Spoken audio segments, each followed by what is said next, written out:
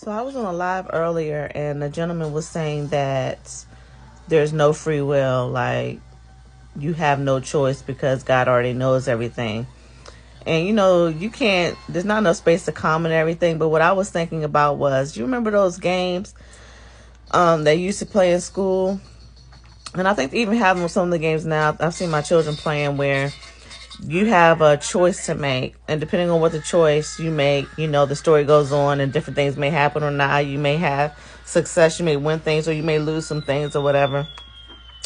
But the end of each choice is already predetermined, right? The writer has created a storyline, and you choose which way you're going to go, and that's going to determine the outcome. Does that mean that you don't have a choice? No, you actually have a choice. You had to pick which way to go, right? You had to choose what decisions to make. And even though the author has accounted for every choice that you can make, and knows what the desired outcome of those choices will be, he does not dictate what choices you make as you're playing it, right? So I would liken it to the same way. And maybe I shouldn't, I don't know, but this is how I think about it.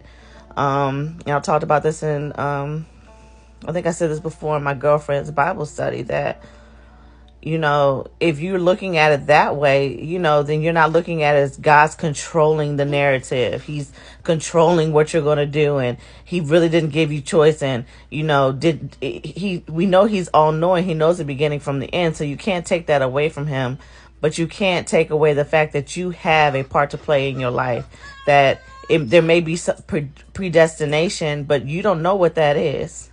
You're living this life. You don't know what the end's going to be. So every day your choices define for you, or make decisions for you on what the end is going to look like, right? And yes, he knows the end. And that's why he wants to walk with us. He wants us to lean on him so we can make the right choices to get the positive outcomes that we actually want in life.